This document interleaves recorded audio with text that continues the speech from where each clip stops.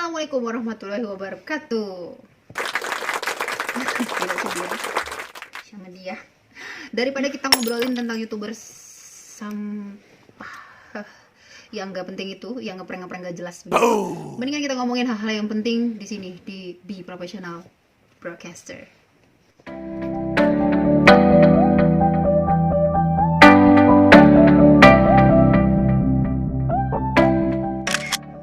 Kita akan berbicara atau ngobrolin tentang psikosomatis.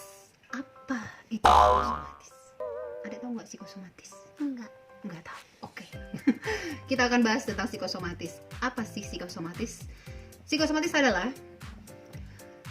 sebuah penyakit yang tidak bisa kita lihat dari penampakan fisik. Nah, jadi psikosomatis itu terdiri dari dua kata, yaitu psyche dan soma. Psyche itu artinya pikiran dan soma itu artinya tubuh.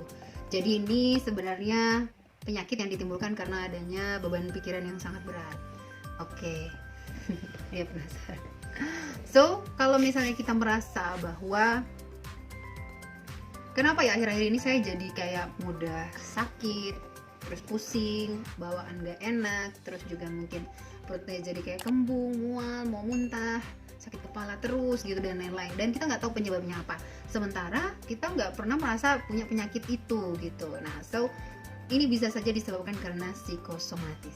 Berbicara tentang penyebab, nah jadi penyebab dari psikosomatis itu banyak sih sebenarnya ya, apalagi kalau orang-orang yang tidak bisa mengontrol kecemasannya, rasa takut dan pikirannya. Jadi banyak orang yang sebenarnya sakitnya itu bukan karena dia mengalami sesuatu, misalnya jatuh atau dia terlalu banyak makan apa, misalnya kayak darah tinggi gitu ya, terlalu banyak makan daging dan lain-lain, tapi enggak gitu, ternyata penyebabnya adalah karena pikiran, karena terlalu banyak yang dipikirkan. So psikosomatis itu benar-benar membuat seseorang jadi terbebani hidupnya. Nah, kalau emang sudah merasa seperti itu, berarti sudah harus dibawa ke ahlinya atau ke dokter. Nah, kali ini yang perlu kita ketahui penyebabnya adalah salah satunya ketika kita melihat informasi atau berita atau mendengarkan informasi. Ini bagi seorang penyiar gitu ya, ini ada kaitannya. Orang yang psikosomatis itu biasanya sampai berkeringat dingin, sakit kepala nggak berhenti-berhenti, sampai asam lambung naik atau mahnya naik terus tiap hari. Itu terjadi gitu. Nah, seorang penyiar itu nggak boleh dan nggak bisa kayak gitu.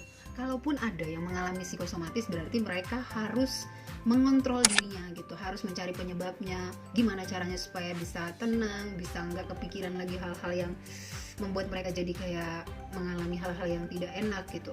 Dan memang ujungnya bisa ada ke psikiater, psikolog gitu ya, atau obat-obatan yang masih bisa digunakan untuk mengontrol rasa tidak nyaman di dalam diri kayak gitu. Nah, jadi penyebab pertamanya adalah karena kita seringkali melihat atau menonton atau mendengarkan berita yang membuat kita tuh berpikir keras gitu. Misal kayak sekarang ya, memang lagi berat gitu pandemi COVID-19 atau virus corona. Dan ini membuat kita ketika nonton berita, dengar berita gitu ya, ini ada nih yang positif gitu di sini gitu ya, itu langsung kayak kepikiran, aduh gimana nih, saya harus gimana nanti kalau saya kena, dan itu pikiran halusinasinya jauh banget, dan itu membuat stres gitu, sampai kepikiran, sampai gak bisa tidur. Dan itu terjadi bagi seorang psikosomatis, itu bisa saja terjadi. Penyebab yang kedua adalah ketika kita tidak bisa mengontrol emosi gitu. Jadi kalau misal kita sudah mendengar, melihat berita, kita langsung merasa bahwa oh ini pasti saya kena gitu, ini pasti saya kena gitu. Nah, itu sebenarnya tidak bisa kita jadikan sebuah acuan kalau kita lihat satu berita aja gitu. Berita sekarang tuh banyak sekali hoax, banyak sekali.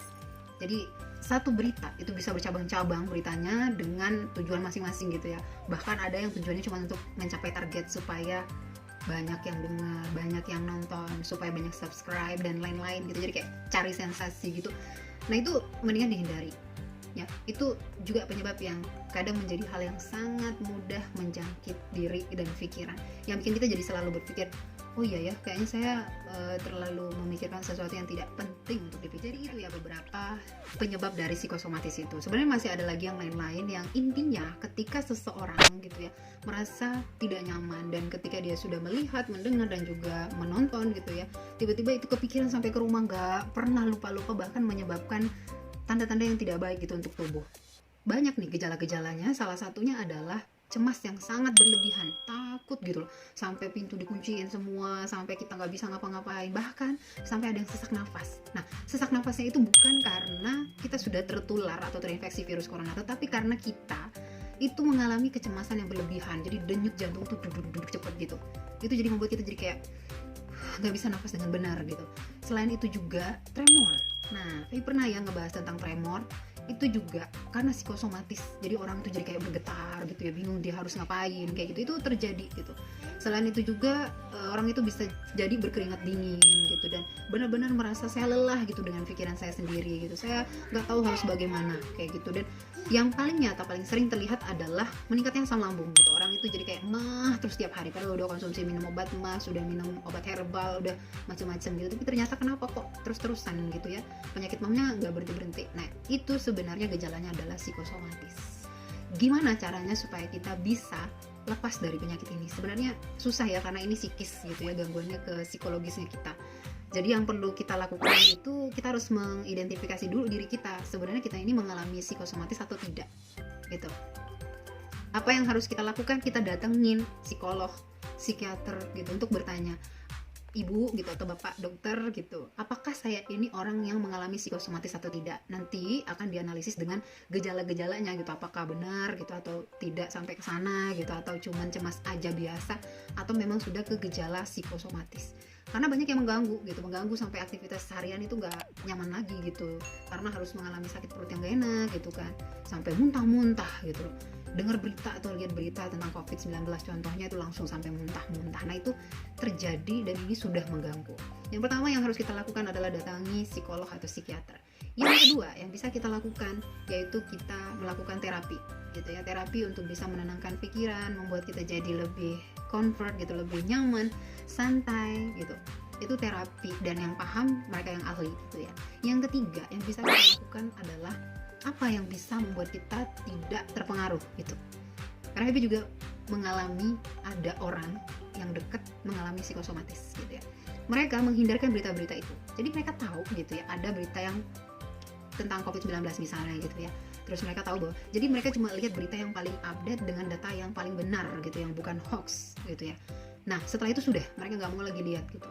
Tinggalkan media sosial. Karena ada yang sampai mengalami sangat terganggu gitu ya, itu dia harus menterapi diri sendiri gitu dengan meninggalkan media sosial selama 1 minggu. Ada yang 3 hari cukup, ada yang 1 minggu, ada bahkan 1 bulan.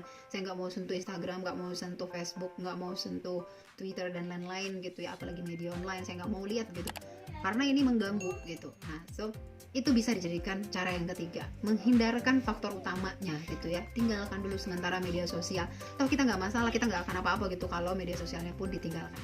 3 itu ya. Yang keempat yang perlu kita lakukan atau bisa kita lakukan adalah dengan olahraga. Itu meningkatkan rasa berpikir positif gitu ya, dan fresh. Nah, kalau kita olahraga, nanti kita lama-lama bisa melupakan hal-hal yang tidak seharusnya kita pikirkan. Yang kelima yang perlu kita lakukan adalah setelah berkonsultasi tadi ya dengan psikolog atau psikiater, kita bisa minum obat yang diresepkan. Itu untuk menenangkan biasanya, karena ada yang sampai insomnia loh, nggak bisa tidur gitu ya. Mungkin nanti akan diresepkan juga obat tidur sesuai dengan dosis gitu ya.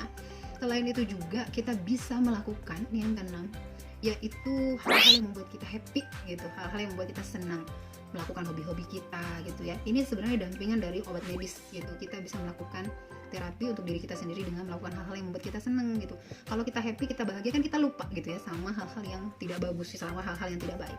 So, ini bisa kita lakukan. Kita misal hobi nanam bunga, kita hobi melukis, kita hobi menggambar, kita hobi mancing misalnya gitu, hobi olahraga, main bola atau apa, lakukan aja gitu. Itu akan membuat kita jadi lebih nyaman gitu dengan hal-hal yang bikin kita jadi kayak plong gitu tanpa harus berpikir. Ini yang ketujuh ya tipsnya ya, ketika kita merasa berat sekali pikiran, maka keluarkan, jangan disimpan sendiri. Kalau disimpan sendiri itu akan bikin kita tambah pusing gitu, tambah berpikir. Jadi cari orang yang tepat untuk tempat kita bercerita, itu akan mengurangi beban. Dan yang kedelapan tipsnya adalah hipnotis. Ini mungkin sudah sangat parah gitu ya, jadi perlu penanganan hipnotis supaya kita bisa melupakan hal-hal yang tidak baik. Itu dia diantaranya kenapa bisa terjadi psikosomatis, apa itu psikosomatis, dan haruskah kita menjadi takut kalau kita mengalami psikosomatis? Nggak perlu ya, nggak usah takut, karena sebenarnya segala sesuatu itu ada jalannya dan ada obatnya, asal kita mau gitu untuk berkonsultasi, untuk kita tanya-tanya sama orang yang ahli kayak gitu.